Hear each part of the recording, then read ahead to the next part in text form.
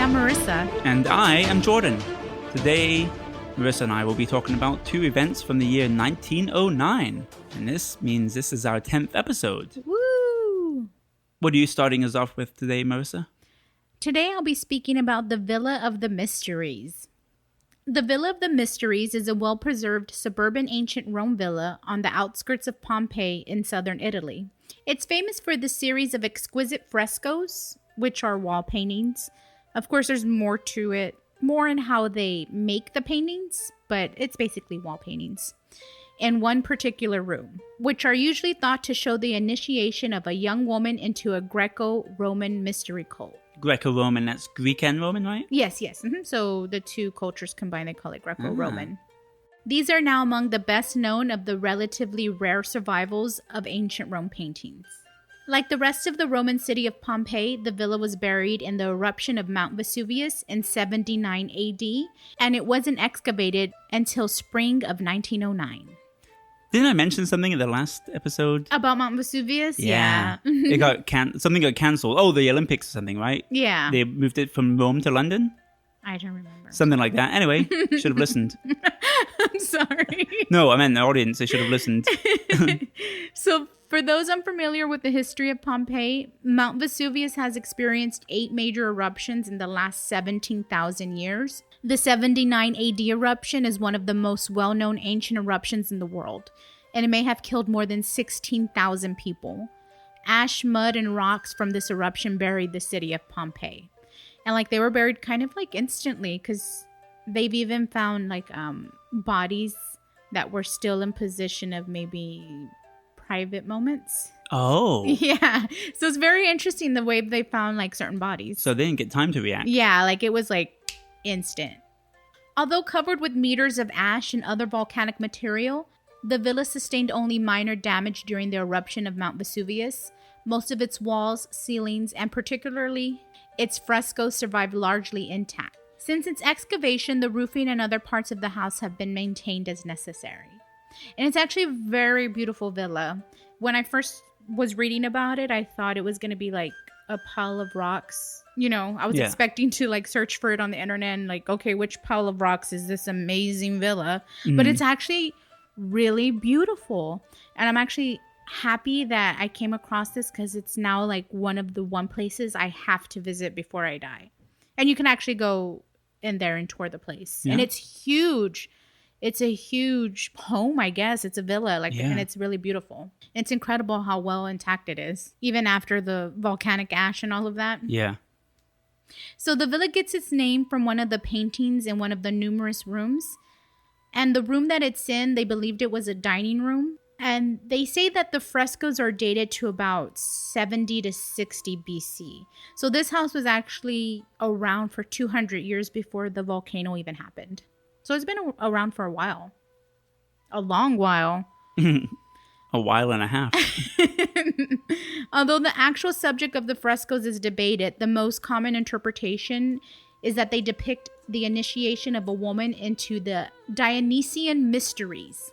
It's a mystery cult devoted to the god known to the Romans as Bacchus. The Greeks know him as Dionysus.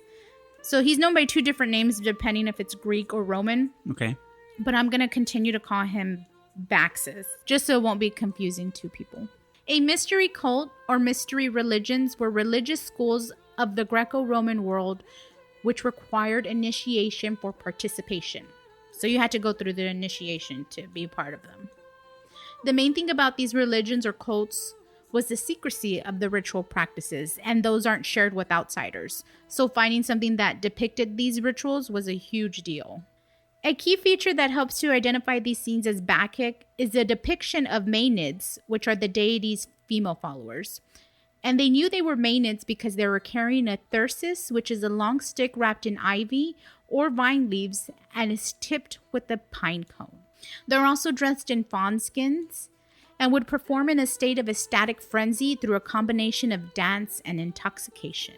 So this cult was about doing what you want, whatever feels good. Yeah, sounds like with no rules, no laws. Okay, and as I stated before, they believe that it's a dining room, but Some other people believe the room with the frescoes could have been a bedroom for the mistress of the house, which would indicate that she was a member of the cult. They don't know who owned the Villa of the Mysteries because nothing's recorded, but there are a couple of people some archaeologists assume owned the villa. One of the people is Livia, which was the wife of Emperor Octavius Augustus and the mother of Emperor Tiberius. And they base this theory because they found a Livia statue in the corner of a courtyard. But then other people have suggested maybe it was just a tribute to Emperor Augustus and his family. Mm-hmm. Some other people claim that the house belonged to a freed slave who was a member of a wealthy family. And that's because they found several bodies frozen in positions of agony. They don't know if these people were workers, guests, or owners. Yeah, I guess you couldn't tell. Just people. Frozen in time. Okay, so now I'm going to get into describing what the frescoes look like. So it's going to be more of a visual thing. You're going to need to use your imagination, okay? I'll try. The first fresco shows a noble Roman woman, and they believe that this is the mother of the bride, and the Roman woman cannot go further in the initiation. So she's just shown in that first painting. So the initiation is like a series of paintings. Yeah. Like a comic strip in a way. Yeah, but on a wall. Got you. Yeah. The Roman mother approaches the priestess, who is seated on the throne. There's also a little boy reading a scroll on the throne, presumably a declaration of initiation. So it's like a little boy's reading the beginning of the initiation. On the other side of the throne, a young girl is ready for the initiation. She is dressed in purple and has a crown of myrtle, which is a type of flower. So she has a crown of flowers. In her hands, she's holding a small bush of smooth leaves and a tray of cakes. She's acting like a maid who brings gifts to a god or goddesses. In the second painting, it depicts another priestess, or the leader of the cult, along with her assistants preparing baskets. On one side of the stage, a half-man, half-horse creature is playing a lyre, and a lyre looks like a small harp. They work differently, but that's the best description I could. Yeah, more of a portable harp. Yeah. Got you. Mm-hmm. This half-man, half-horse is known as Silenus. I'm sorry, I know I'm saying that word, but it's my accent and I can't say it. You want to say Silenus? Yeah, that's what's wanting to come out. Silenus? Silenus. Got you. Okay. In Roman mythology, Silenus was a mentor and companion of Bacchus, you know, who the cult worships. Yes. So that's another clue that this painting is part of the ritual of that cult. The third fresco depicts a satyr playing a pipe. Now, a satyr is a man with a horse tail and horse ears with a permanent, exaggerated erection. Convenient. Next to the satyr is a nymph suckling a goat or feeding a goat. I'm glad it's only suckling a goat. Yes, so it's a picture of a young girl having the goat suck on her teats. So as these paintings are revealed, it gets a little more raunchy. A little bit more inappropriate. All right. Okay. To the right of them, the girl participating in the ritual is shown as frightened and in a panic. After that, the girl disappears from the paintings and appears again transformed and changed. Some scholars believe this shows a rebirth as a new entity through a religious ceremony. So as I stated, she looks scared and in a panic. And what she's looking at is actually the fourth painting. And the fourth painting contains a young satyr being offered a bowl of wine by Silenus, while behind him, another satyr holds up a frightening mask. A goddess is sitting next to them, with Bacchus lying across her lap. The fifth fresco shows the young girl returning. She now carries a staff and wears a cap. These items are often present after a successful initiation. So she only gets those items once she's successful and completed the initiation. So she kneels before the priestess and appears to be whipped by a winged female figure. You see, it just gets bizarre. It's just a bizarre paintings. I think there's a lot of symbolism in there that we don't know about. Yeah, I think so too. Next to her is a dancing figure, a Maenad, and a gown figured with the thyrsus. So she's being whipped by a winged figure while somebody holding a staff is next to her, and then another person next to her is dancing. So it seems like she has authority around her. The staff would, I would assume, it would symbolize authority, and then the winged person whipping her would be an angelic figure. It looks like an angelic figure. Yeah. So maybe it's like this person's whipping her into shape. Maybe. And then the other person's watching, making sure she's doing what's right. Maybe it's a moral thing.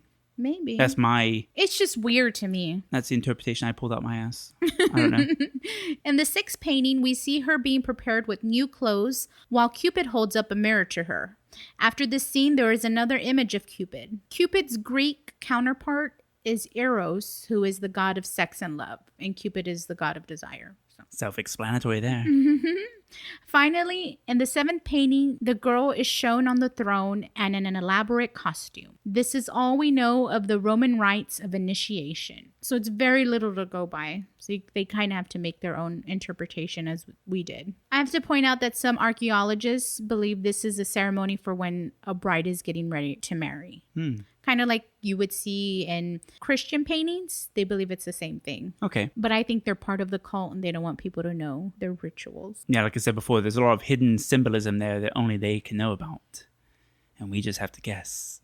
Yeah, it's just all very bizarre. Like the paintings. Yeah, I haven't seen them. So I mean, oh, yeah. I'll put them up on the social media and YouTube accounts. So follow us on Instagram, Facebook, and YouTube. Twitter. Oh, Twitter too. I keep forgetting about that one. Oh, and Reddit. Yeah, why not? We'll get everything. Just find us. So that's my story. What are you talking about today, Jordan? Today, I'm going to be talking about the Anglo Persian Oil Company. We haven't talked about an oil company until 1909. Well, they didn't even start to exist until then, right? Roughly. Okay. Not commercially. Oh, okay. Once upon a time, there was a British oil company in the works. Shortly after the discovery of a large oil field in Masjid Soleiman, Iran. It was the very first company to use the oil reserves from the Middle East. It all started with a millionaire, a London socialite named William Knox Darcy. Sounds like a socialite name. Yep, or an inbred name. What's the difference? In 1901, Darcy negotiated an oil concession with the Shah Muzaffar al-Din Shah Qajar of Persia. So Darcy has obtained a license to explore Persia for oil, because what else are you going to do when you're filthy rich and you just want to get richer? So a concession, for those of you that don't know, is a grant of rights, land or property by the government, local authority. Darcy's fortune came from a gold mine in Australia. So you already know he's like literally a gold digger. Always looking for ways to become filthy rich and exploiting people and land and, you know, those types. So he assumed exclusive rights to prospect for oil for 60 years in the vast tract of territory, including most of Persia. So this man made sure he was set for life. He knows he's not going to live past 60 years. Yeah. Like, let me do what I want in your land, and I can have my way looking for oil and do with it what I please. So did the Iranians not know that they were oil rich? They did. Or rich with oil? They did, but they didn't have the means to distribute it. Oh, okay. All right. They didn't have the equipment and the wealth that this man had to go and set up oil drills. Okay. So in exchange of this, the Shah received £20,000, which was an equal amount to the shares that Darcy had for his company, and a promise of 16% of future profits. Do you think that sounds fair? No, it does not sound fair to me. A one-time payment of £20,000 and then 16%. Now this is like his land, right? And only one person's receiving this. So for £20,000 and 16% of profits, for 60 years, I can exploit your land and build miles of pipelines, and I get to keep the 84% of the profits. That's like me having this podcast studio and somebody comes up to me and says, hey, I'm going to use your podcast studio and I'm going to make millions, and I'm going to give you a one-time payment of $20,000 plus 16% of all the profits I get. And this guy's making millions and paying me a fraction, and I'm editing it, I'm doing all the work. Yeah, that's crazy. It's a bit ridiculous, but the guy wanted some free money, so he agreed. So this is where the modern-day Iranians' dislike for the West came about. It all stemmed from here. Okay. To prevent any potential confusion with some of our listeners, you're going to hear me talk about Persia and Iran a lot, so for those of you that don't know, Iran and Persia are the same country, just two different names for the same thing, and I'll explain that later on. So Darcy was a money-hungry businessman, and it was said at the time that he never stepped foot in Persia and has probably never even seen a barrel of oil in his life. What? Yeah, he was just a money man. He pays people to do his job. And he gets the majority of that money. Of course. Okay. Kind of like today, you know, you got people who are investors and they collect all the money and they don't do anything. They just sponsor it. So Darcy was destined to have his name placed in history for petroleum. he hired an explorer named George Reynolds to do the prospecting in the Persian desert. So he would just go and basically look for oil? Yeah, he hired some guy to go and look for oil. And the conditions at this time and this location were extremely harsh, like smallpox. Everybody had it. Wow. Bandits and warlords, they ruled all the land, and then there was no water to be found. So whatever you didn't carry with you, you're shit out of luck. There's no water supply in the middle of a desert. And not to mention the soaring temperatures of above 50 degrees Celsius. What's that in Fahrenheit? 122 degrees Fahrenheit. Oh my god. And you're working. Insane. No air conditioning. No water. Just a hat. And well wishes. Yep. Without wells. So after years of prospecting, Darcy's fortune dwindled away, and he was forced to sell most of his rights to a Glasgow-based syndicate, the Burma Oil Company. Now, Burma is like different spelling, same country, based out of Burma. So 1908 comes along, and Darcy and the Burma Oil Company spent more than £500,000. That might not seem like a lot for a big giant oil company, but that's 1908 money. So today, that would be £60,544,859 and 61 new pence. Oh my goodness. So over 60 million. That's insane. Spent on hoping to find some oil. Hoping. So after all that money was spent and finding no oil, Darcy and the company decided to abandon their exploration of Persia. Smart move, but man, that's a lot of money. Mm-hmm. So in early May, they sent Reynolds a telegram telling him to abandon everything. They've run out of money. And to quote unquote, cease work, dismiss the staff, dismantle anything worth the cost of transporting to the coast for reshipment, and come home. Well, George Reynolds at this point has been in Persia looking for oil for 7 years in the heat. Oh my god. So he's not going to be like, okay, yeah, let's pack it up and go home. And he's determined to go and find oil. So he procrastinates and stalls, and then he goes out and like, let's go and try another location. While Darcy is sitting at home in his 2 country houses in his giant mansion in London, which looks like a Disney castle. So like I said, Reynolds isn't ready to just pack up and go home. So he tries another place. He was ordered to drill up to 1,600 feet and stop if he doesn't find anything. So Reynolds chose another location at 4 a.m. on the 26th of May 1908, and he got extremely lucky. Drilling at 1,180 feet, they struck oil, and a huge gusher of oil shot 75 feet into the air. Wow. Just like in the cartoons. So the oil site was so remote that it took him 5 days to get the telegram to Darcy saying they found the oil. When Darcy finally received that telegram, he writes back saying, if this is true, all of our troubles are over. It saved 7 years of work. That's incredible, yeah. And over £60 million. So in 1909, here we are. Shortly after the commercial quantities of oil were found, Burma Oil thought that a new corporate structure needed to be created in order to work the concession. This led to the creation of the Anglo-Persian Oil Company, and on the 14th of April 1909, the Anglo-Persian Oil Company was officially incorporated as a subsidiary of Burma Oil Company. William Knox Darcy was compensated for his exploration costs and became the director of this new company. So he got paid for what? For the exploration, finding the oil. But he didn't do any of that. He didn't, but he paid for it to be done.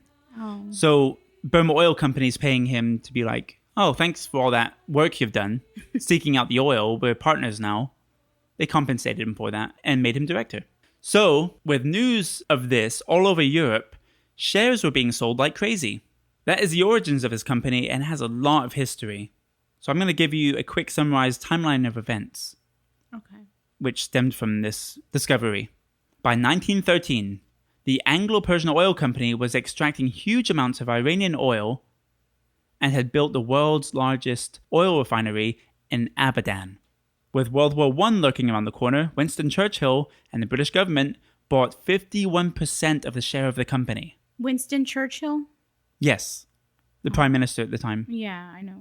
Remember how I mentioned the terms of Darcy's concessions earlier? Yeah. Mm-hmm. Well, Iran was promised 16% royalty. Not much, but whatever. Even with that little amount, the British people cheated the calculation and in 1920 paid Iran only £47,000. That's crazy. While they profited millions from that oil. And Winston Churchill was quoted as saying, "It was a prize from fairyland beyond our wildest dreams." That man ain't right. Like they won the lottery or something. So the standard of living for the people of England in the 20s, 30s, and 40s was great because of the affordable oil, whilst Iranians were living in the most miserable conditions of anyone in the world. Under the 1933 agreement with Reza Shah, the Anglo-Persian Oil Company had promised to give laborers better pay and more chance for advancement, build schools, hospitals, roads, and a telephone system. And of course, they did not fulfill these promises. Of course. This one's making me angry. Oh yeah, it's going to get worse. So a little fun fact. Iran was always known as Persia to foreign governments which were heavily influenced by United Kingdom and Russia. But in 1935, the Iranian government requested that all countries that it had diplomatic relations with call the country by its Persian name, Iran. So in that same year, the Anglo-Persian Oil Company became the Anglo-Iranian Oil Company. So what is, if that's their Persian name? I think it's a name they call themselves, and I think kind of like how we call Germany Germany and not Deutschland. Oh, okay. Like it's a name we gave them and not their name. I see. So they wanted to be respected and, hey, call us by what we want to be called, not what you want to call us. All right. So they're trying to demand a little bit of respect, you know? People are walking all over, taking the oil, not paying them anything, not doing anything for their own people, giving them houses and hospitals and education, like things they promised they were going to do. In March of 1951, the Iranian parliament, the Majlis, voted to nationalize the Anglo-Iranian Oil Company and its holdings. And soon after that, the Iranian public elected a champion of nationalization, Mohammad Mossadegh, as their prime minister. That led to the Abadan crisis, in which, under British pressure, foreign countries agreed not to purchase Iranian oil, and the Abadan refinery was closed. The Anglo-Iranian Oil Company then withdrew from Iran and increased the output of its other reserves in the Persian Gulf. So they just go to the ocean instead. Oh, so then they're not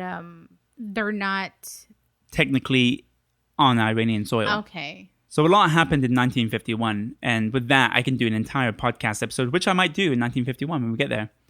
A lot of conflict began. The nationalization is what began a lot of conflict with Iran and the West. So since there was so much drama and hurt feelings, in 1954, the Anglo-Iranian Oil Company once again changed their name to guess what? What? The Muddy Puddles? They should have. British Petroleum, also known as BP Oil. Oh, is that what BP stands for? Yeah, British Petroleum. I did not know that. They've just had such a bad reputation all the time. They're always changing their logo and updating the brand, and they're so notorious and so responsible for so much ecological damage, oil spills, deaths, lawsuits. But they've got so much money and so much power, nothing can hurt them. It's insane. But that's for another podcast. I can go on forever about BP. They're responsible for the Texas City explosion, the Deepwater Horizon, which was only 10 years ago, where they killed all those people and 25,000 barrels of oil was spewing into the ocean daily for months. And that's why we can't enjoy Texas beaches now. Not that we ever could, but that's why it's all brown and frothy. So that's my story. All right. What else happened in 1909? On the 18th of April, 1909, Joan of Arc is beatified in Rome. Oh, thanks. The National Association for the Advancement of Colored People is formed on February 12th, or also known as the AACP. November 18th, in Nicaragua, 500 revolutionaries are executed by order of dictator José Santos Zavala. On March 12th, Amsterdam Social Democratic Party, or SDP, is formed. On the 20th of May, Suzuki Pharmacy, a food processing brand of Japan, is founded in Tokyo. On February 22nd, Great White Fleet, the first U.S. fleet to circle the globe, returns to Virginia. And be sure to subscribe to our Patreon, where you will get bonus episodes and early releases. And we'll end it on that, and we'll see you in 1910. See you then. Bye. Bye. Bye.